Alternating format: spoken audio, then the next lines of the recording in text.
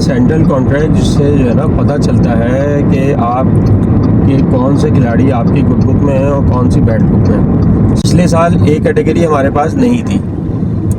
मुझे नहीं पता कि वो ए कैटेगरी क्यों नहीं थी। क्या हमारा कोई एक खिलाड़ी भी इतना अच्छा परफॉर्म नहीं कर रहा कि जिसको हम ए कैटेगरी दें? हाँ, कुछ को सज़ा दी गई थी, ए कैटेगरी से निकाल दिया गया था, लेकिन कुछ को मोटिवेट करने के लिए तो डाल दिया जाता है ए कैटेगरी में।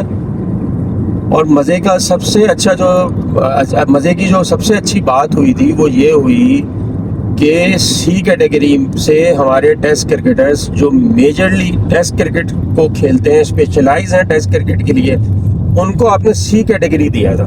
और आपके कप्तान साहब भी उसी में थे। अब मुझे एग्जैक्ट तो याद नहीं कौन कौन से खिलाड़ी थे, लेकिन ये बहुत ही अफसोसनाक मामला है कि हम T20 की परफॉर्मेंस पे ए, बी और सी सिलेक्ट करें।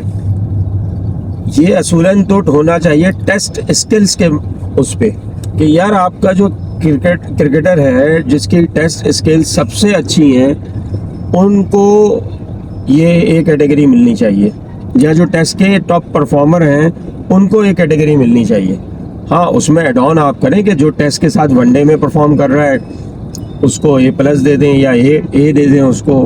लेकिन ये कौन सा दस्तूर है कि आपने जो स्पेशलाइज्ड टेस्ट क्रिकेटर हैं उनको सी कैटेगरी दे दी? ये बिल्कुल नामुनासिब तरीका था। टेस्ट क्रिकेट के साथ ज़्यादती थी कि आप टेस्ट क्रिकेटर के साथ इस तरह का बर्ताव रख रहे हैं। उसका नतीजा आपके सामने है। जिन को सी कैटेगरी में डाला गया सिर्फ टेस्ट क्रिकेट में, आप उनकी परफॉर्मेंस उठा के देख लें। पिछले सालों के मुकाबलों में परफॉर्मेंस में काफ़ी फ़र्क आया है। तो बहरहाल सेंट्रल कॉन्ट्रैक्ट मैं उम्मीद करता हूँ इस दफ़ा जो आएगा उसमें मेजर ये चीज़ें ख्याल की जाएंगी कि T20 के बजाय टेस्ट, वनडे और फिर T20 के कॉन्ट्रैक्ट्स दिए जाएँ। जो सिर्फ T20 खेल रहा है उसको आप सी कैटेगरी इसलिए दे दें कि यार ये सबसे हल्का फॉर्मेट खेल रहा है। एक बंदा जो दिन टेस्ट क्रिकेट खेलेगा उसकी मैच फिटनेस, उसकी तैयारी, उसकी एफर्ट्स वो एक T20 के प्लेयर की जैसी कैसे हो सकती है?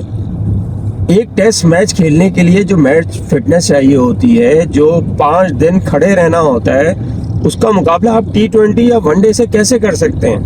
तो मेहरबानी होगी PCB के लिए से रिक्वेस्ट करूंगा जो टेस्ट क्रिकेटर्स हैं उनको ज़्यादा कैटेगरी में, अच्छी कैटेगरी में मौके दें ताकि वो अपनी एफर्ट ग्राउंड में दिखा सकें। हमारी टेस्ट क्रिकेट बिल्कुल तबाह हो गई है। उसकी बहुत सारी वजूहत हैं जिसमें से एक सेंट्रल कॉन्ट्रैक्ट भी है। तो सेंट्रल कॉन्ट्रैक्ट को मेहरबानी करके प्रोफेशनल कॉन्ट्रैक्ट बनाएं, ना कि ये बच्चों वाला कॉन्ट्रैक्ट हो जाए। सिलेक्शन के असल में क्राइटेरिया जो है ना इस वक्त PSL बना हुआ है, ना कि आपका डोमेस्टिक सर्किट।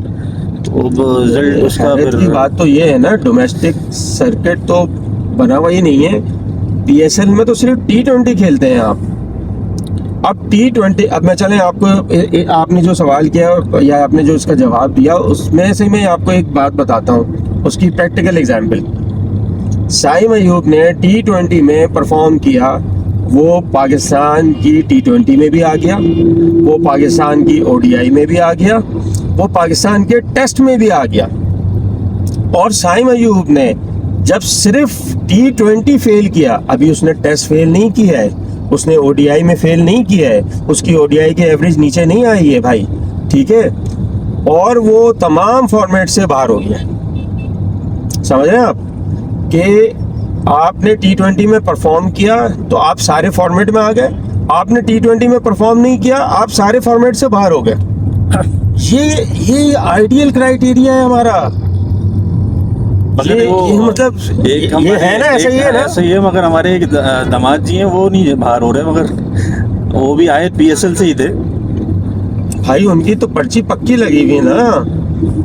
देखो साइम अयूब की पर्ची कमजोर हो गई, ठीक है, लेकिन वो तो पक्की पर्ची के साथ है, उनको कौन निकाल सकता है? मुझे बताओ ना, उनको सेंट्रल कॉन्ट्रैक्ट में बी कैटेगरी दी गई थी, बी कैटेगरी की कोई एक परफॉर्मेंस तो बता दो मुझे जरा। सऊद शकील बेचारे को सी कैटेगरी दी, उसने फिर अपनी परफॉर्मेंस से बता दिया कि दे दो सी कैटेगरी मुझे। यही हो सकती है फिर सी कैटेगरी में परफॉर्मेंस। हालांकि अच्छा भला सऊद शकील खेल रहा था, उसको भी छेड़ दिया इन्होंने।